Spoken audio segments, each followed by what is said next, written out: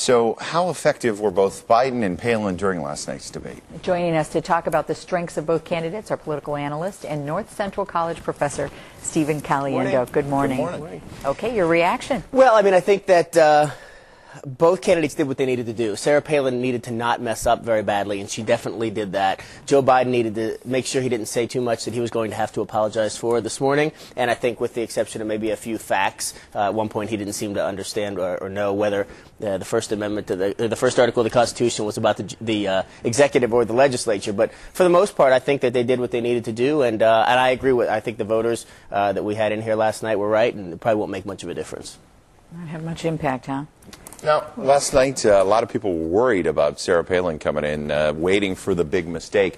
She didn't seem to make it. No. Do you think that's playing with voters today as far as their thoughts on Palin and what they were expecting out of her? Probably. I mean, look, she was very clear at the beginning. I got my answers, and I am going to answer the questions that I have been prepared to answer. I'm not necessarily going to answer the questions that you asked me. She was very clear about that. And so she hit her talking points. She hit him repeatedly. The Maverick thing, of course, and Joe Biden called her on that at one point. I mean, it was later in the debate, but he had a turn and said, look, I don't know all this Maverick stuff about John McCain. Here's what I know about John McCain. And he listed all these things where he sounded like he was on the party line. So, you know, if it was like a NASCAR race and you're waiting for the wreck never came. And that's a good thing for both sides. But the fact of the matter is that Sarah Palin still did not demonstrate that she has any complex understanding of the issues whatsoever. She dodged questions when she didn't understand them, and she's sort of repeating her talking points. And Can you pinpoint the best of each, you think? Yeah, I think the best of each for Sarah Palin was her zingers, and I think we knew that. We saw the white flag comment. I'm sure that played with folks. I think it's a little bit, you know, when you got a guy there whose kid's about ready to deploy, as hers just did, to sort of say you're waving the white flag, it's a little uncomfortable. I think that for Biden, his best point was when he got a little bit choked up talking about the accident that killed his wife and his daughter. I think. He couldn't have scripted that because he didn't know that she was going to make a comment about that she really knows how to raise children, and he sort of, you know, used the gender thing to his advantage and say, you know, I have a lot of respect for that, but I also know what it's like, and I don't know, I didn't see much reaction, but I think that probably would have connected well with voters. Some of the overnight reaction I've been reading online, there's a lot of either positive or negative towards Sarah Palin.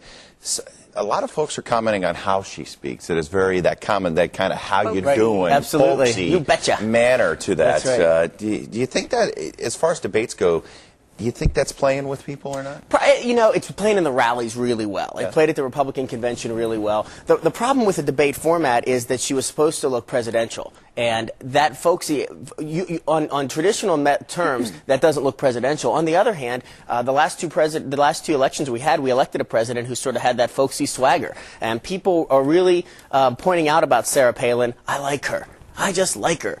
Just somebody that I just feel comfortable with. And so that seems to be working to her advantage. Now, when it comes down to getting in the booth and deciding whether or not that person could serve as commander-in-chief if necessary, that may be a different question. But for now, the people who like her went into the debate liking her and probably came out liking her. Otherwise, probably the exact same thing. Stephen Caliendo, thank you for joining us. Good to see you. You can also read Stephen's blog online. Go to cbs2chicago.com and click on Morning News, and you're going to join us again next hour. I'll be back next hour. He'll be back. I got a couple more things I want to know about. All right, thanks.